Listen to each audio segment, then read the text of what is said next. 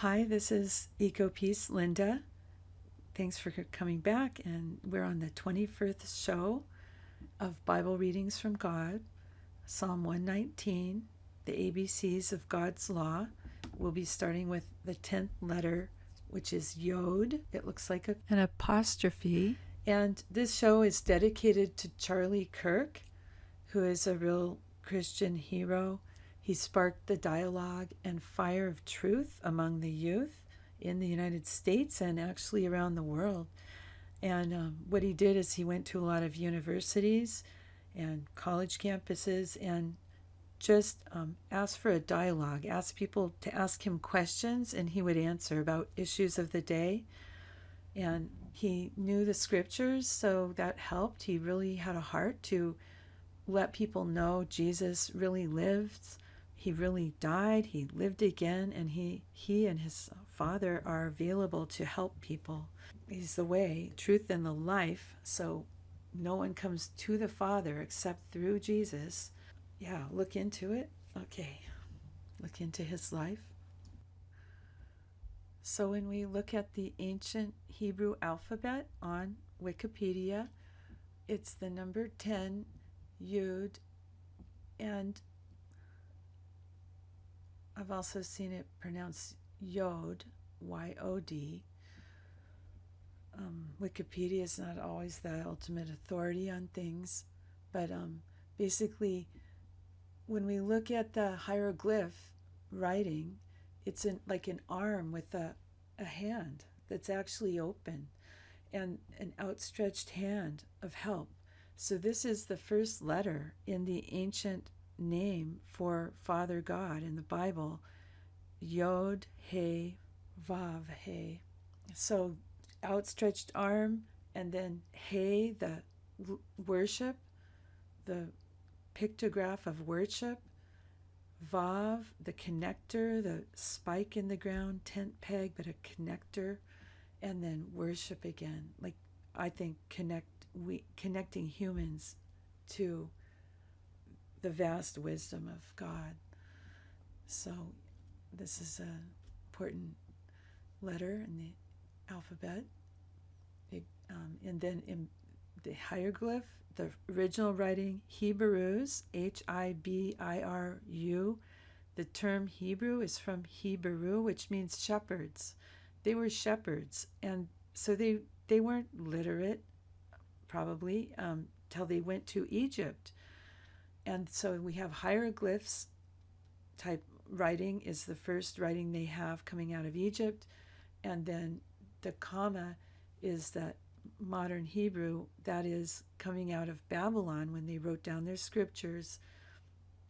And it symbolized the sound of the word, of the term Yod or Yud. The New International Version, they have written out Y-O-D-H, Yod, for the sound. And they show the little comma that's a high up. It's like the comma in the air. Really an apostrophe type symbol. So now on BibleHub.com, I'm at the English Standard Version, which is similar, the closest I found to the actual Hebrew in the Old Testament to English and the New Testament Greek to English. So this would be the Hebrew. We are not sure. It's a possibility that this was written after the Babylonian exile. We're not sure when it was written, but these are the laws of God about God. We're at verse 73. Yod. Your hands have made and fashioned me. Give me understanding that I may learn your commandments. 74. Those who fear you shall see me and rejoice, because I have hoped in your word. 75. I know, O Lord, that your rules are righteous, and that in faithfulness you have afflicted me. 76. Let your steadfast love comfort me, according to your promise to your servant. 77. Let your mercy come to me that I may live, for your law is my delight. 78. Let the insolent be put to shame, because they have wronged me with falsehood. As for me, I will meditate on your precepts. 79. Let those who fear you turn to me, that they may know your testimonies. 80. May my heart be blameless in your statutes, that I may not be put to shame. The next letter is Kauf, and K-A-F or K-H-A-F, number 11. The hieroglyph, I don't know what that picture is of. Anyway, so the New International Version, it's spelled K-A-P-H, and it's like a backwards C. That's what the modern Hebrew letter looks like. So verse 81 in the English Standard Version, my soul longs for your salvation. I hope in your word. 82. My eyes long for your promise. I ask, when will you comfort me? 83. For I have become like a wineskin in the smoke, yet I have not forgotten your statutes. 84. How long must your servant endure? When will you judge those who persecute me? 85. The insolent have dug pitfalls for me. They do not live according to your law. 86. All your commandments are sure. They persecute me with falsehood. Help me.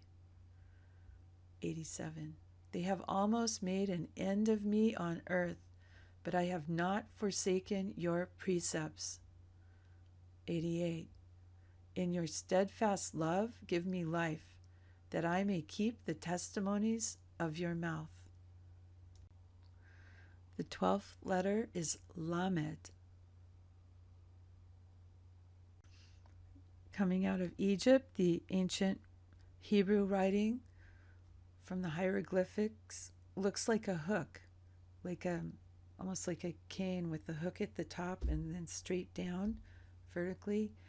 And then the modern Hebrew, it looks a bit like an L, and then like you're sitting at the chair with your feet down. You don't see the legs of the chair, just as if a person was sitting and you'd see the legs, or just one, it's all one mark. But it has a bit of an L shape at the top of it, so that's a way to remember Lamed, that the sound looks like the letter. And the previous letter, the K, Kauf sound, it's like a backwards C, so the modern Hebrew looks a bit like the sound Ka. The English Standard Version on BibleHub.com, they spell out the sound Lamedh, Lamed. 89. Forever, O Lord, your word is firmly fixed in the heavens. 90. Your faithfulness endures to all generations. You have established the earth, and it stands fast. 91. By your appointment they stand this day, for all things are your servants. 92. If your law had not been my delight, I would have perished in my affliction. 93. I will never forget your precepts, for by them you have given me life. 94. I am yours, save me, for I have sought your precepts. 95. The wicked lie in wait to destroy me, but I consider your testimonies. 96. I have seen a limit to all perfection, but your commandment is exceedingly broad. broad, wide. Let me read that again. I have seen a limit to all perfection, but your commandment is exceedingly broad.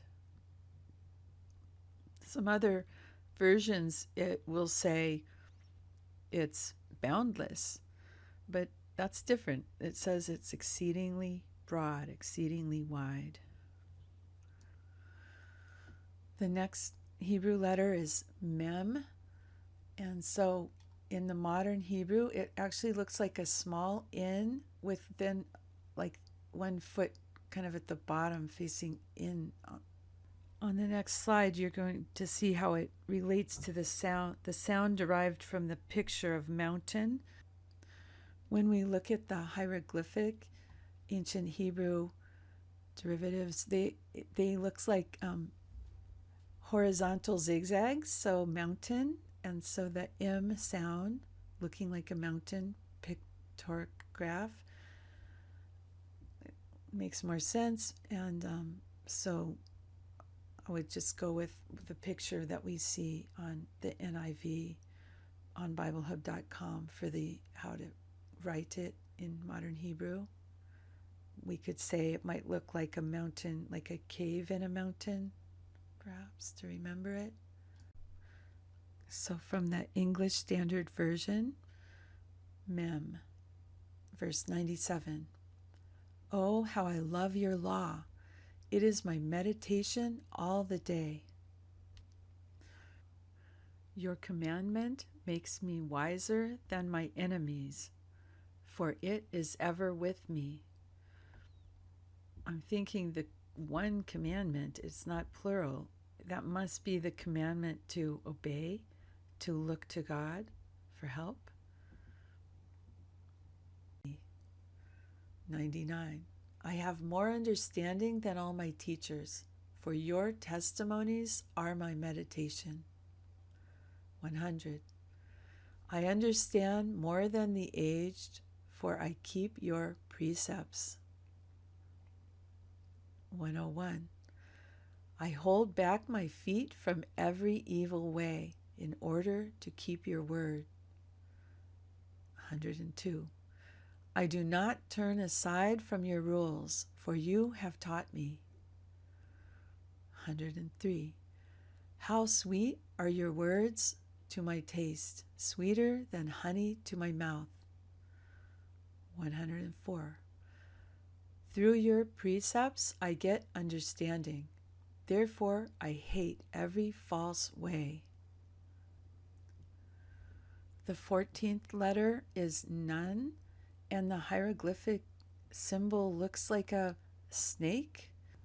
So as I wondered if there was a snake in Egypt with the sound Nun, I found the Egyptian cobra.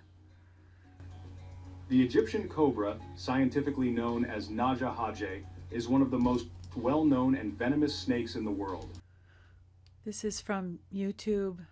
The channel is called The Wildlife Science, and all those words are together. So if you're listening, Naja is spelled N-A-J-A, Haje, H-A-J-E.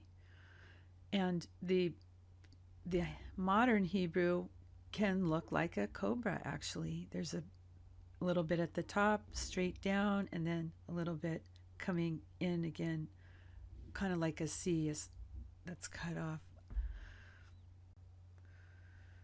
And the New International Version shows it looks almost like a backwards C, but it's got a flat line on the bottom of it. So here are the 8 verses in the modern Hebrew letter Nun, which will have that sound, Nun. It's the English Standard Version I'm reading from. 105. Your word is a lamp to my feet and a light to my path. 106. I have sworn an oath and confirmed it to keep your righteous rules. 107. I am severely afflicted. Give me life, O Lord, according to your word. 108. Accept my free will offerings of praise, O Lord, and teach me your rules. 109. I hold my life in my hand continually, but I do not forget your law. 110. The wicked have laid a snare for me, but I do not stray from your precepts. 111. Your testimonies are my heritage forever, for they are the joy of my heart. 112. I incline my heart to perform your statutes forever to the end. The 13th letter is Samech. It looks like a O, and that's at New International Version of the Bible. And Wikipedia, looking at the hieroglyphic, the ancient picture, looked like a fish. So maybe there was a type of fish that had that S sound to it. There is a type of fish in Egypt called singeri, Singeri. We could think of salmon to try to remember the S sound. Was derived from a fish, and the O, if in the script it does show like a beginning and end, so it could be a very flexible fish, where the nose touches the tail. That would be a way to remember that symbol for the S that is derived from a fish. And the modern Hebrew script, it starts in the upper left corner, goes straight over to the right, down and around and up. So the 8 verses of the letter Samech, verse 113, I hate the double-minded, but I love your law. Verse 114, you are my hiding place and my shield. I hope in your word. 115, depart from me, you evildoers, that I may keep the commandments of my God. 116, uphold me according to your promise, that I may live, and let me not be put to shame in my hope. 117, hold me up that I may be safe, and have regard for your statutes continually. 118, you spurn all who go astray from your statutes, for their cunning is in vain. 119, all the wicked of the earth you discard like dross. Therefore I love your testimonies. 120, my flesh trembles for fear of you, and I am afraid of your judgments. The next section is Ayin, or Ayin, Ayin, and it looks like a bit of a Y, a small Y. Interestingly enough, the hieroglyphic looks like an I, and like you could see the pupil and the oblong with the points at either end. That's the hieroglyphic pictograph. Really looks like a human eye, but then it gets simplified in the Paleo Hebrew, the ancient Hebrew, to just an oval that's like a flattened out oval. The height is shorter than the width. So then in modern Hebrew, we have the symbol that sounds like Ayin. Basically, it kind of sounds like I, Ayin, Ayin, and it looks like the letter Y, the sound, yeah. This is the origins of our language, Greek and Latin. From the English Standard Version, Ayin, verse 121. I have done what is just and right. Do not leave me to my oppressors. I just want to break in here and point out these are good to memorize, because if you're ever in a situation, you can just state this. It can give people strength. 122. Give your servant a pledge of good. Let not the insolent oppress me.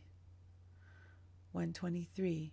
My eyes long for your salvation and for the fulfillment of your righteous promise. I just want to break in here and say, these are all to meditate on, all of these. And as I'm thinking in the past, I thought, which specific promise, if it's not plural. But basically you can think of it like it could be any one of the promises, and there's so many promises in the Bible. And we have a statement, I believe it's in Corinthians, where believers in Jesus, they get all the promises back to the beginning of the Bible. So it's just something basically when you're talking to God, you can remind God about this, that you're 123. My eyes long for your salvation and for the fulfillment of your righteous promise. You could have a certain promise in mind, and that's what you're talking to God about. 124. Deal with your servant according to your steadfast love, and teach me your statutes. 125. I am your servant, give me understanding, that I may know your testimonies. 126. It is time for the Lord to act, for your law has been broken. 127. Therefore I love your commandments above gold, above fine gold. 128. Therefore I consider all your precepts to be right. I hate every false way. Remember, each one of these, you could just stop and think about it a while. They're to meditate on. And I was noticing on verse 123, again, it just has promise singular. It says, my eyes long for your salvation and for the fulfillment of your righteous promise. That could be the fulfillment of the promise of everlasting life when you stay with God. Since I brought up the idea of everlasting life, well, it doesn't have to be a boring type of existence, angels playing harps, just singing all the time. It can be that we are seeds for many other planets around this cosmos. So, I don't think it's going to be a boring existence. And there's a book called Imagine Heaven by John Burke, Burke, I believe. It's near-death experiences where people have died for a short period of time and come back, and they report the smells are more, it's like more real, and there's more colors, more fragrances. It's just really beautiful, the idea of heaven. And there were experiences about hell.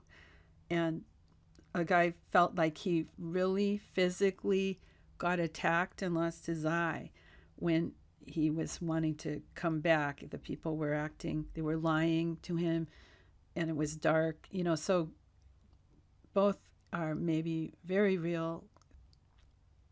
And eventually there's a lake of fire that even now we can command bad spirits. If we have Jesus in our heart, we can command bad spirits to the lake of fire. So we have a lot of power. That's something to look into. We can also command bad or evil spirits to go to the abyss in the name of Jesus, if you really have been studying the scriptures and feel that you're walking very closely with Jesus. Otherwise, you might get beat up by them. So find somebody who's more experienced. But I wanted to mention, which I could have mentioned this somewhere earlier in these shows, but this book, Imagine Heaven, and this concept of dying, going to hell. Some of us know people, relatives, or people we care about that we really know they were not with Jesus when they died. Well, this guy in this story by John Burke, it was a real experience that went to this dark place. It was like a corridor, dark, and that's where he had this fight and lost his eye as he was trying to come back. He was at a hospital setting when he died. And anyway, he started singing songs, anything with God in it. They started backing up. And then he thought, Jesus, he said out loud, Jesus, save me. And a light came down. It was Jesus, pulled him up out of there. And he was outside of heaven where he had a life review. We hear a lot of that happening. He had a life review to see what he did right, off track. God had different ideas of what was important that he did. All his awards were not what was important. It was more like, did he take time with his family, things like that. So then he wanted to go back because he had two young sons that, or whatever age his sons were, he wanted them to know to go to try to work hard to go to heaven. So that's just a story too that I tell people. If somebody died and they don't know if they made it to heaven, it's possible to pray and ask Jesus to go visit them wherever they are, pull them out of there, get a life review, give them the opportunity to repent. And Jesus knows that the situation in one's heart. Jesus judges the heart. So if they are sincerely repentant, they could have a chance, I believe, to still get to heaven. Okay, we're almost at 27 minutes, so I'm going to wrap up, and you can find this series, at least the beginning ones, on Eco-Peace Vision at youtube.com. This has been the 21st show of Bible Readings from God, and at the end of this video, there should be a link for the playlist at YouTube, so you can start at the beginning and, yes, go through the readings that way. I was instructed to read the readings in the order given, so you can listen to them in the order given. And you could go to youtube.com/ then type in the @ the A with a circle, and then write Eco-Peace Vision, ECOPEACE Vision. And also I'm putting some on x.com, and also go to Eco-Peace Vision there. Okay, and I have, so far that's it. I have a few posted on Rumble and Brighteon.com too. There are also some other videos on there, different words of knowledge, information I've gotten from talking to a listener of God.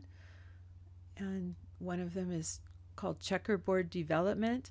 It has to do with saving species and creating corridors around where people live, especially for the South American rainforest. Okay, and then there's another YouTube channel called Eco-Peace Christian. There's spaces in between those words, and then a space, Linda. And I also have different videos there. There's a series of how to reduce mass shootings.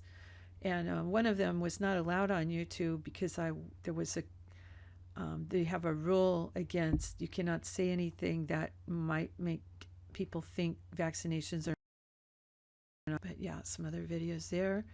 And there's also a good one, Teaching the Bible with Science and Archaeology. And also I have a book that's an ebook on Amazon.com, The Case for God, Topics and 81 Points for Peace.